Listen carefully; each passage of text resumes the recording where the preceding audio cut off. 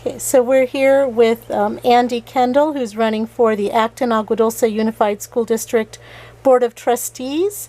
And thank you, Andy, for meeting with us. Oh, I'm glad to be here. Thank you. Okay, so we'll just start right off with, why are you running for school board at this time?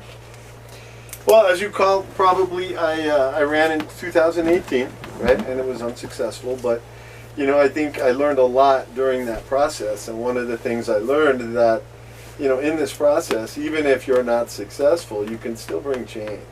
Mm-hmm. One of the things I talked about back in 2018 when I ran was how I felt like the district, right, was very unstrategic, right, and they were moving off of living off a very old strategic plan, and they had a new superintendent, and, again, it wasn't successful, but, they came out after that and did a new strategic plan. Mm-hmm. Right?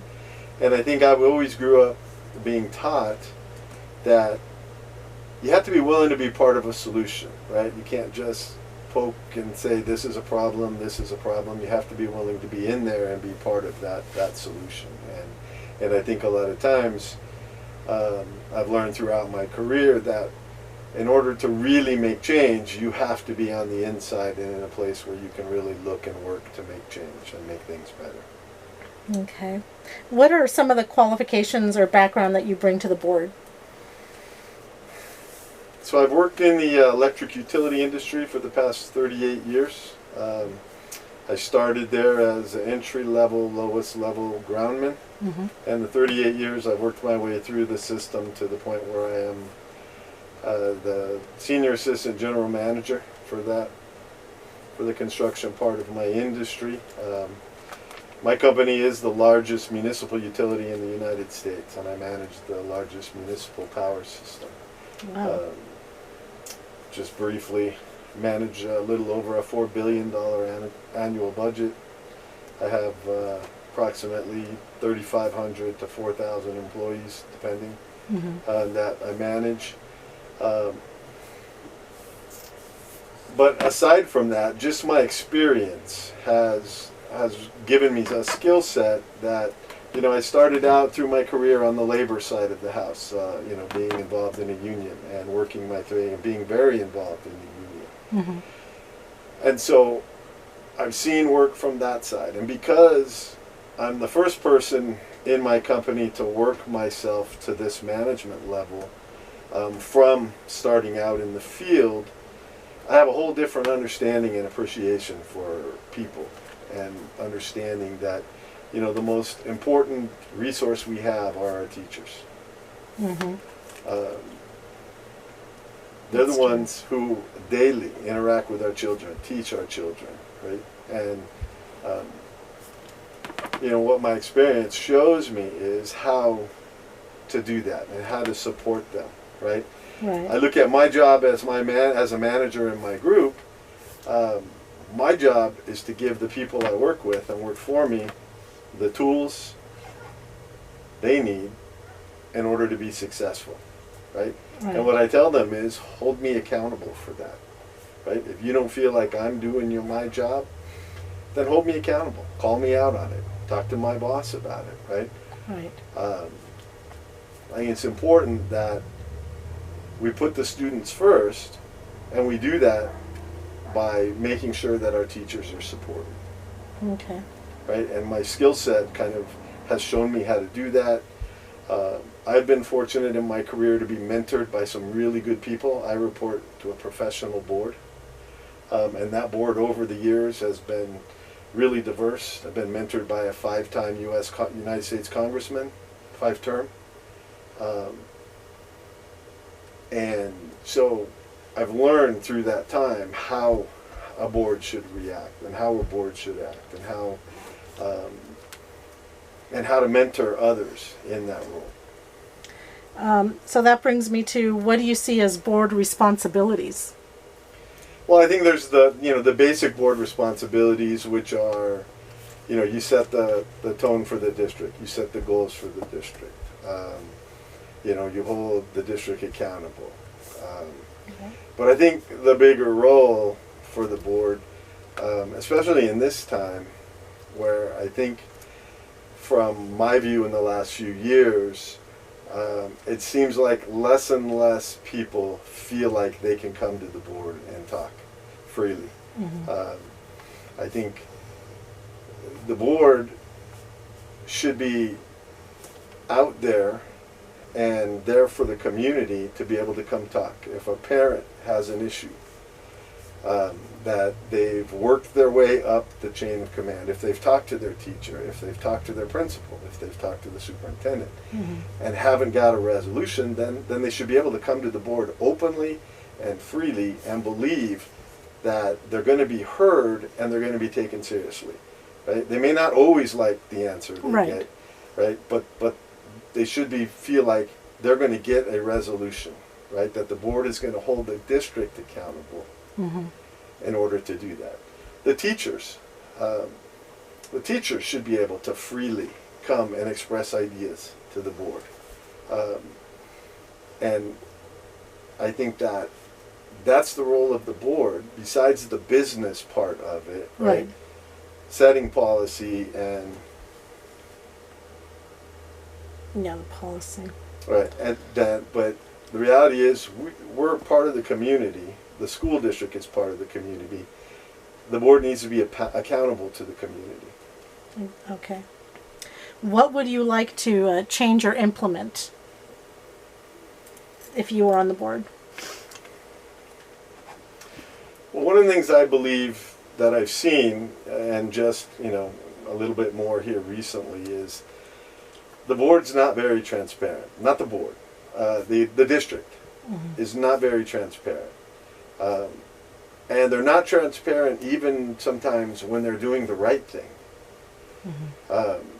But recently, there was an issue with the board meeting when we were talking about the back-to-school plan, and it was hacked. Right? And there were problems, and there was profanity, right? So that was a perfect example about what could happen during Zoom, right? Well, weeks later, after school started, the 5th grade classes were hacked, and the students were subjected to profanity, right? So I reached out to the school principal, right, to say, hey, there are ways to do this. Are we training the students? His response was, we understand it, we know about it, and we're taking steps to correct it.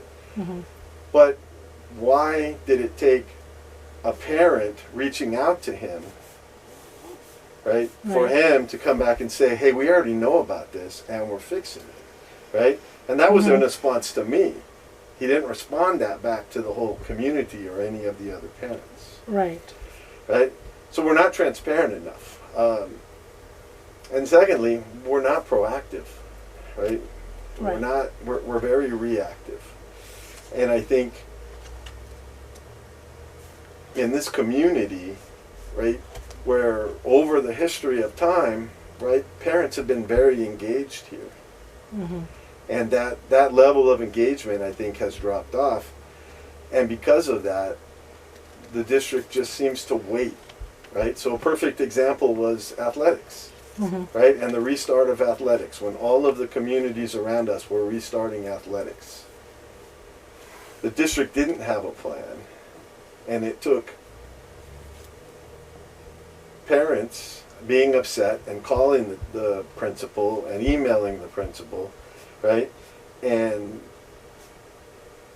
he finally, after that, then the district came out with a plan and allowed sports to do that. But the reality is sports is just one part of it, right?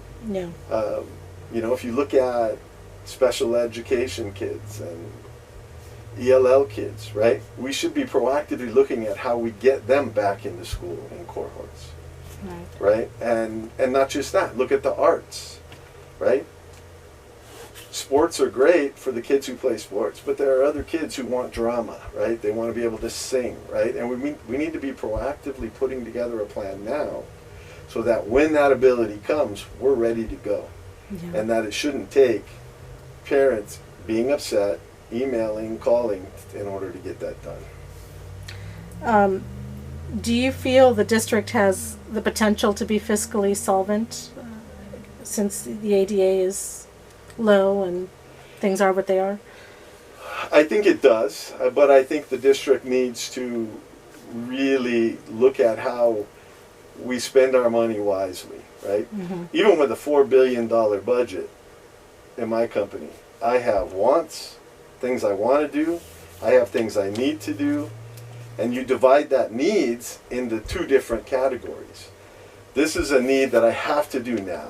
This is a need that I can put off for a year or 2 years, and this is something I want, right? I think we need to look at that, and what do? We have a perfect example here where we've lost, very sadly, we're losing our principal at Meadowlark Elementary School, right? We're going to look at hiring another one. Well, the reality is, should we be, at this point in time, hiring another principal? Or should we be looking inside at the district office staff and saying, which one of these people can we reassign to be the principal, right? And then take that money that we'd be spending on that new salary and benefit package for the new principal, and let's reinvest that back to the kids. Let's reinvest that back to the teachers, so that we can give the teachers proper professional development, right? And if we need to be able to send them off out of town for professional development, right, then we should be able to pay for that. Not just the cost of the conference, but their time, their lodging, right? A teacher should not need to come out of pocket for professional development. We need to support them so that they can support our kids. Do you feel the current ADA is being addressed? I mean, they talk about it a little bit, but do you feel it's being addressed enough? I don't. If you separate COVID from what happened before COVID, and you looked at where we were and what our projections were for the budget before COVID, we were projecting for the next 2 to 3 years to who knows how long to lose 30 kids a year before COVID. Right now, after COVID, we've lost anywhere from 80 to 100 more kids, right, on top of what we're projected to lose next year and the year after. So that's funding we're going to lose, right? And charter school funding, where it is where it's at right now at roughly 3%, but that's not a guarantee that it's going to stay at 3%. So we can't keep losing students and assuming that the charter school funding that we get is going to maintain at the same and current level. And if we keep losing students, then that charter school funding would need to increase, and I don't see that happening. So we need to take drastic steps and look at that, and we need to look at that again, going back to how do we address the staffing we have, right? Where can we take some of these people that we have in the district office and reassign them, so that we're not having to hire new people, and then be able to take that money and put it where it needs to be, right? So we can have more electives for the kids, so we can have programs that are student focused, because that's our priority. You spoke a little bit about athletics before, now that it's opening up, but how do you feel about the athletics programs overall, like with the middle school and the high school? I mean, how do you foresee that? Well, I think the athletic programs at the high school, I think are good. I think they can be supported better, right? I think they need more funding. I look at, again, addressing needs and wants and dividing those up, right? Well, we spent money, and I'll grant you it wasn't a ton of money, over at the Acton district office planting grass. Yet if you look at the athletic fields for football, right, and soccer, where last year we had multiple students have almost catastrophic injuries on the field, right? Yet we've done nothing to address that. We've had an extra long amount of time here from the summertime to COVID, right, to be slowly getting those fields back into shape, but we haven't, right? Because I don't think athletics are our main focus here, right? And athletics shouldn't be the main focus, right? Because the education of our students. But I will tell you, for me, I was extremely shy in high school. right? I walked around with my head down. I didn't look people in the eye because I was that shy. But I was a very good athlete. And being a good athlete meant people came and talked to me. People engaged me. And that gave me a confidence, right, and a voice that I wouldn't have had without athletics. I don't think I would be where I am today without that. And it's not just athletics, it's drama, it's art, it's right. the other things that are important to the kids. And school and athletics go hand in hand. You know, one, on a basic level, right, you have to maintain a good enough grade average to participate. Right. Right? And for a lot of those kids would not have an interest in school without that. Yeah. And I think it's important that we have these other programs, right, to supplement the academics, with the academics being the most important. In your observation, do you agree with the concerns that have been brought up in respect to poor follow-through on issues discussed at board meetings and such? Do you?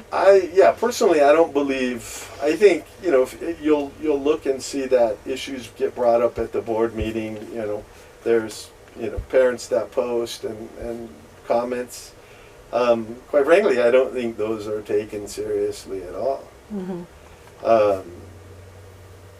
And I think even within the district office, there's a lack of follow through. Now, I have a different relationship with the superintendent. If I call him, he calls me right back. Mm-hmm. So we have a fairly decent working relationship. But I've had issues in the past where he was somewhat responsive, but didn't follow through in the end. Where I had an issue with the principal at High Desert, where I didn't feel blatantly. I felt like she was being dishonest with me. Mm-hmm. So I talked about that with the superintendent. And told him I was going to go back and circle back with him, but I wanted him to know what the situation was. Mm-hmm. But he never followed through to see if I had a resolution to that, right, or if it was ever resolved. So I think to a degree, yes, there is poor follow through, and I think this current board, to a large degree, doesn't take parent comments seriously. Well, at this time, would you like to make a statement or a comment on anything for the community? Well, I'm grateful to be running again. And I just think that, you know, we're at a critical time with I think we were at a critical time before COVID with the fact that enrollment was dropping at about 30 kids a year. And it seemed like everybody was okay with that, right? So, but if you factor 30 children a year going out, you know, 5 years, that's a lot of children, right? And that's funding that is going to be almost impossible for us to replace. And I don't think the district is proactive enough. I mean, we know why kids are leaving, right? We know whether they're leaving town, whether they're moving out of state, and that's a critical. I mean, there are you know, many people unhappy with California in general, right, and are going to leave the state. Right? But I don't believe this district does enough to find out why kids who aren't leaving the state and not moving out of town are leaving our school. And more so, I think, you know, home prices up here are expensive, and we're not building new homes. But there are families moving in. And many of those families are not choosing the district to send their schools to. They're choosing charter schools. And even if they choose one of our district charter schools, still, you know, the amount of funding we get, 3% of what a normal funding is not much money, right? And I don't think we do enough to find out why. And I think if we're creative, we can create the kind of programs that would make those kids' parents interested and make them want to come to this school.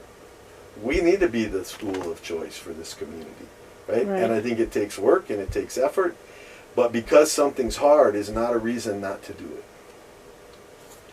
it. You know, I think, you know, we've talked about in the past vocational programs, right? And I get that those take money.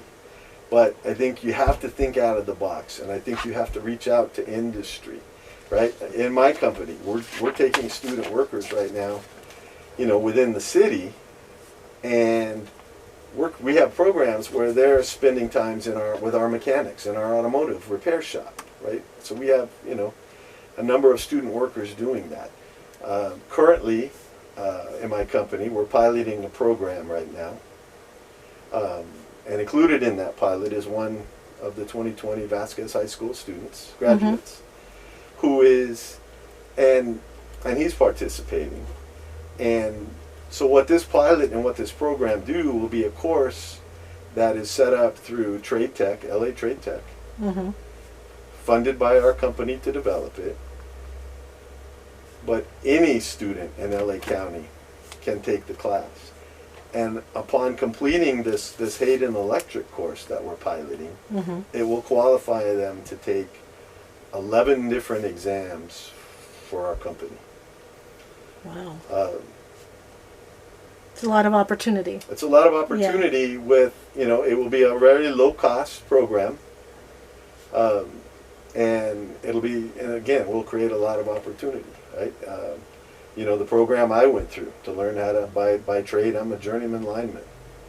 And that is one of the many programs that it will allow them to qualify for. So now this is something COVID kind of slowed down again. Right, yeah. But we're in just starting phase 3 of this pilot. And so hopefully by the first of the year, this will be something that'll be opened up. I've talked to the superintendent about it. He's very eager to be able to engage on it once the program's open. But these are the kind of things we have to be able to work within, either in the community, companies we have, right, that either community members own or community members work in, right, and create programs that will help. I'm a perfect example of someone who started out, going to college and realized I wasn't mature enough for it. And fortunately, I knew somebody who got me into my company at a time when I thought this will be a 3 to 6 month job, and I've been there 38 years, right? But it's all about opportunity and letting people know what opportunities are out there for them, and creating openings for them to be able to take advantage of it. Because not everybody's going to go to college, right? Or not go to college. I mean, I ultimately, partway into my career, I went back to school, got my bachelor's degree in business management.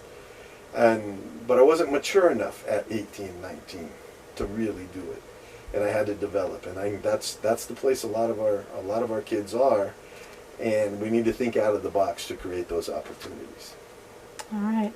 Well, thank you for sitting with us and answering these questions for the community, and we appreciate it very much. So good luck to you. Thank you very much. I'm glad to be here.